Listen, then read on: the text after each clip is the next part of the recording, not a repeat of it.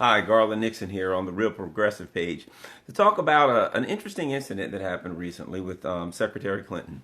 So Secretary Clinton was on a Fox News Sunday morning show with Chris Wallace, and something unique happened that I'd like to speak about.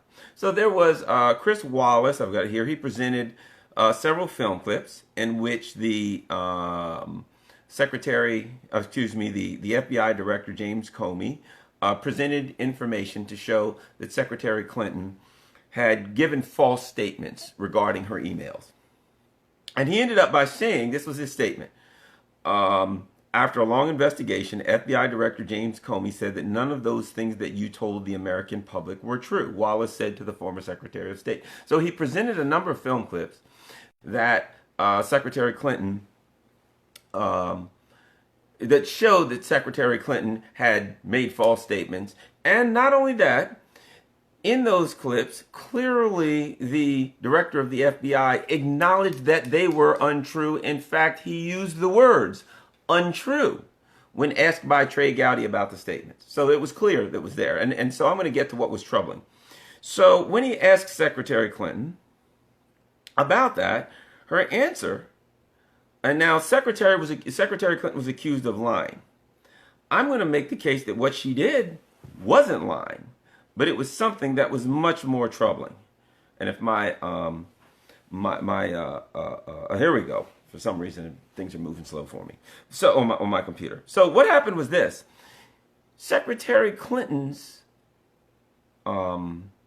response was, Chris. Now remember, what he said to her was, FBI Director James Comey said none of those things that you told the American public were true. He had clearly presented video evidence with that exact information on it. Secretary Clinton said, Chris, that's not what I heard Director Comey say, and I thank you for giving me the opportunity. In my view, Director Comey said that my answers were truthful. Now, I'm going to make a point that that wasn't a lie. It was something different and something much more troubling. It wasn't a lie. It was denial of reality. And that's why it's more troubling, because it appears to be pathological. Think about a lie.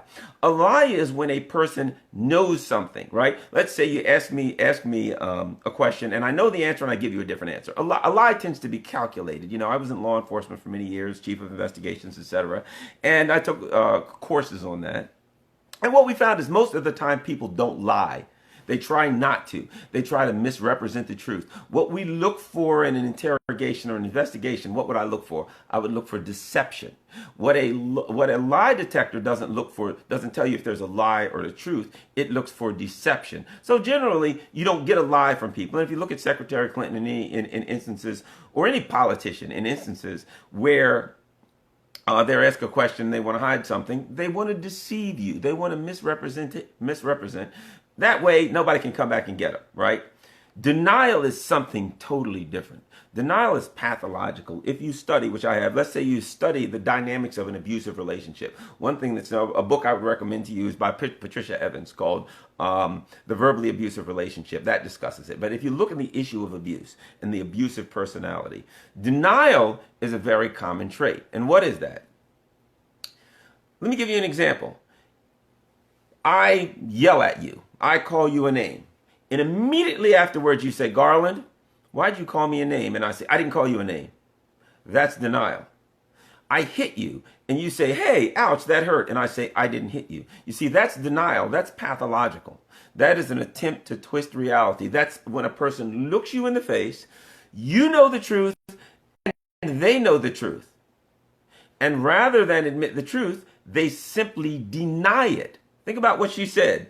In the face of video evidence, where the FBI director said what Secretary Clinton said was untrue. She's presented with multiple instances of video evidence, so there was nothing she could say at that point. She's caught. And she says,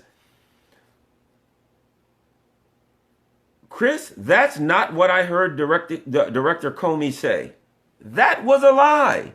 That's exactly what she heard him say. And she had just heard him say that, right? That was untrue. So both people sitting in the room knew it was true. But what she did was simply denial of reality. Denial is something pathological. It's an indication that a person has some kind of a mental block. Because when people deny reality, what they're basically doing is this. They're refusing to accept reality. It's in a twisted mind that says, if reality doesn't work, I just change reality. That's like me sitting here right now with a blue jacket on, and you say, oh, I've got a black jacket on and a red shirt. And you say, Garland, I don't like that black jacket and red shirt. And I say, I don't have a black jacket and red shirt. A twisted mind will do something like that, right? And then Hillary Clinton goes on to say, now listen to the rest of her answer. Director Comey said that my answers were truthful, when in fact he said the opposite. It was an absolute denial of reality, right? Which is kind of scary if you think about it. How many people do you know that will do that? How many people? We all know liars, but how many people do you know that will sit in a room with you and look at a banana laying on the table and you say that's a banana and they'll say, no, I don't see any banana on the table. That's denial. That's the reality of denial. That's why it's so pathological. Okay, let's go further. Director Comey said that my answers were true. She started off by saying that's not what I heard Director Comey say, when in fact it is. She went on then to say, Director Comey said that my answers were truthful, when both people sitting in the room knew they didn't, right? And then she goes on to say, now listen to the rest of her answer. And what I've said is consistent with what I have told the American people. Think about that. You lied to the American people. And when now she gets into deception, now she's getting to the other part. She's gone from flat out denial. Didn't happen. Nope, don't know what you're talking about. To, now she goes into deception and misrepresentation. Think about what you're saying. Someone says you lie, and you say, well, what I'm saying now is consistent with what I've said in the past. Well, so what? He's not saying it's not consistent. He's saying it's not true. If I tell a lie every day, if I get up every morning and tell a lie, and every single day I tell the same lie over and over, then I can certainly say what I'm saying is consistent with what I've said in the past. If I've lied every day, then I'm certainly a consistent liar, but that says nothing about whether or not my statement is factual. And it goes on to say that there were, what I've said is consistent with what I've told the American people, that there were decisions discussed and made to classify retroactively certain of the emails. That, my friend, is just a crazy talk now. Let's take that sentence apart. What I've said is consistent with what I have told the American people. That really means nothing. That just said I told the same lie over and over. The second part of it. So now she's saying what I've said. Well, what did I say? The second part of the sentence is going to be what did I say, right? What I've said is consistent with what I've told the American people. Okay, so what was that? That there were decisions discussed. That is crazy talk. It means nothing. Well, I've told people that there were decisions discussed. In what instance wouldn't there be decisions discussed? That is a non-existent, meaningless statement. I told people that there were decisions discussed. They didn't ask you if there were decisions discussed. There was no investigation because there were decisions discussed. There were investigations because there were rules broken. But let's go on. And the last part of the sentence was that there were decisions discussed and made to classify retroactively certain of the emails, right? It's simply crazy talk. It means nothing. So I've told people that there were decisions discussed, okay, and made, so these decisions were made to classify retroactively certain of the emails. None of that makes any sense. So what we have here is two things. We have, number one, denial, right? You look at a video, the guy says what you said was untrue, and you're then asked, well, what about that video we just watched where the guy said that your statements were untrue? That's not what I saw. I saw a guy who said statements that I said was true. That's a pathological form of denial. And then the second part of it is simply crazy talk. Well, there was decisions discussed, made, classified, It's absolute silliness. That's why I say this whole thing is troubling, because that answer is a combination of two, pathological traits. One, denial of reality. Two, crazy talk. Simply word salad, throwing out words. And before I go, I'm going to read this to you again. So I reviewed it. Let me read this to you one time so you'll understand what I'm saying.